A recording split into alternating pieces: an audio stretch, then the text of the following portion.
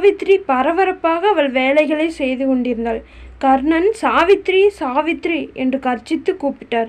சாவித்ரி முன் வந்ததும், கல்பனா என்ன செய்து கொண்டிருக்கிறது என்று பார், மாப்பிள்ளை வீடு வருவதற்கு நேரமாகிவிட்டது என்று கூற, சாவித்ரி உடனே கல்பனா அறைக்கு சென்றாள். அங்கு அவளின் தங்கை அவளுக்கு அலங்காரம் செய்து கொண்டிருந்தாள். சாவித்திரிக்கு மொத்தம் 2 பெண்கள். மூத்தவள் கல்பனா ஐடி கம்பெனியில் வேலை செய்கிறாள். இளையவள் நிலா அரசு பள்ளியில் ஆசிரியராக இருக்கிறாள்.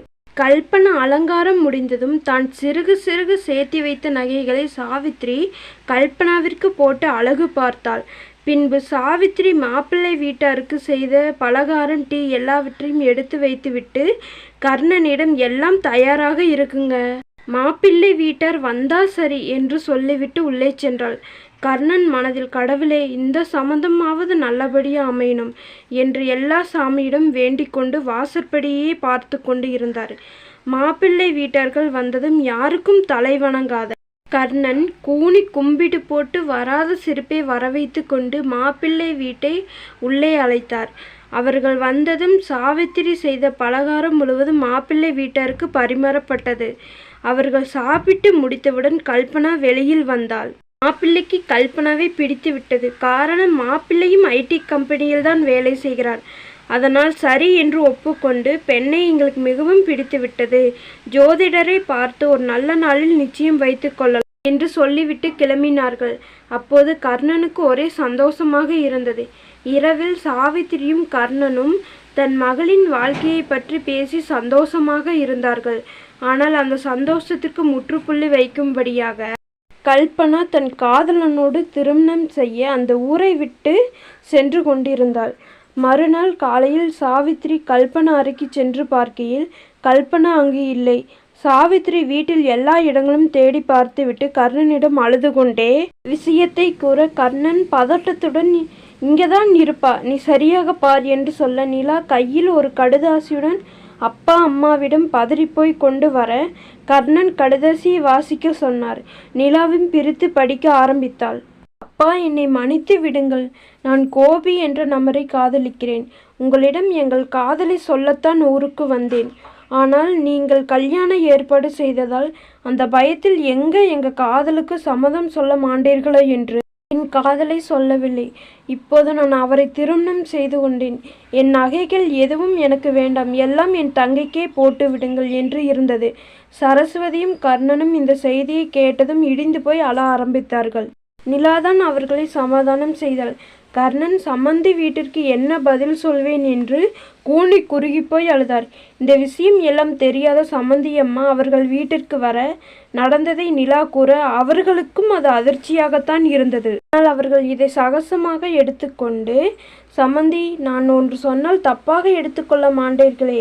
கர்ணன், சொல்லுங்க சம்மந்தி என்று சொல்ல, என் மகனுக்கு உங்கள் இளைய மகள் நிலாவை தருவீர்களே என்று கேட்க, கர்ணன் நிலாவை ஒரு வார்த்தை கூட கேட்காமல் திருமணத்திற்கு சரி என்று ஒப்புக்கொண்டார்.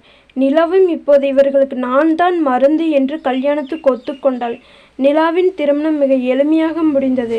கர்ணன் நிலாவிற்கு சீர்வரிசைகளை செய்து அவளின் மாமியார் வீட்டிற்கு அனுப்பி வைத்தார். என்னதான் நிலாவின் திருமணம் கர்ணனுக்கு ஆறுதலாக இருந்தாலும் கல்பனாவின் செயலால் ஊருக்கு முன் தலை குனிந்துதான் வாழ்ந்தார். வருடங்கள் நகர்ந்தது. நிலாவிற்கு ஆண் குழந்தை பிறந்தது. நிலாவின் கணவர் அவளை தங்கத்தட்டில் வைத்து தாங்குகிறார். அவளின் மாமியாரும் நிலாவை நன்றாக பார்த்து கொள்கிறார். நிலாவின் மகனுக்கு மொட்டை போட மதுரை பக்கம் உள்ள அவர்கள் குலதெய்வ கோவிலுக்கு சென்றிருந்தார்கள். இவ்வளவு தூரம் வந்துட்டோம், அப்படியே பக்கத்தில் உள்ள மீனாட்சி அம்மன் கோவிலுக்கும் சென்று வரலாம் என்று நிலாவின் அத்தை கூற, அனைவரும் மீனாட்சி அம்மன் கோவிலுக்கு சென்று சாமி தரிசனம் முடித்துவிட்டு கோவிலுக்குள் உட்கார்ந்திருந்தார்கள். அப்போது நிலாவின் தாய் மட்டும் திரும்பி பார்க்க, அது கல்பனாவை போல் இருக்க அந்த பெண்ணின் பின்னாடியே சென்று சாவித்ரி கல்பனா என்று கூப்பிட, கல்பனா தனது கை குழந்தையுடன் திரும்பினாள். சாவித்ரி கோயில் என்று கூட பார்க்காமல் கல்பனாவை அடிக்க, கல்பனா அழுது கொண்டு, என்னை மன்னித்து விடுமா, உங்களை உதறி தள்ளிவிட்டு அவன் பின்னாடி போனதுக்கு கடவுள் எனக்கு சரியான தண்டனை கொடுத்து விட்டார் என்றால, அந்த கோபத்திலும் சாவித்ரி ஏண்டி என்ன ஆச்சு என்று பதறிப்போய் கேட்க, கல்பனா அவள் கதையை கூற ஆரம்பித்தாள். அம்மா, கல்யாணம் ஆன கொஞ்ச நாள் நாங்கள் யாரை பற்றியும் நினைக்காமல் சந்தோஷமாகத்தான் இருந்தோம். அதற்கு அடையாளமாக நானும் கருவுற்றேன். அதை கோபியிடம் சொல்லலாம் என்று போகும்போது அவனின் அம்மாவிற்கு உடம்பு சரியில்லை என்று ஃபோன் வர அவன் ஊருக்கு கிளம்பிச் சென்றான். போனவன் 10 நாட்கள் ஆகியும் ஒரு ஃபோன் கூட பண்ணவில்லை. நான் ஃபோன் செய்தாலும் நம்பர் சுவிட்ச் ஆஃப் என்று வந்தது. 1 மாதம் காத்திருந்தும் அவனிடம் எந்த தகவலும் வராததால் அவனின் நண்பர்களிடம் அவனின் முகவரியை கேட்டு வாங்கி அவன் ஊருக்கு சென்றேன். அங்கு அவன் அவனின் அத்தை மகளை கல்யாணம் செய்து கொண்டு வேறு வாழ்க்கையை வாழ்ந்து கொண்டிருந்தான்.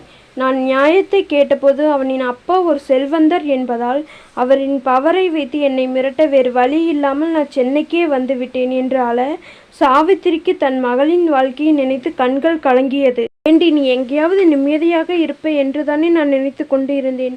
உன் வாழ்க்கை இப்படி நாசமாக போய்விட்டது என்று சாவித்திரி அழ கர்ணன் சாவித்திரி என்று குரல் கொடுக்க எனக்கு ஃபோன் பண்ண என்று சாவித்திரி சொல்லிவிட்டு நான் இங்கேதான் இருக்கேன் என்று சொல்லி கர்ணனுடன் சாவித்திரி செல்ல தன் அப்பா அம்மாவையே தன் கலங்கிய கண்ணுடன் கல்பனா பார்த்து கொண்டு நின்றிருந்தாள்.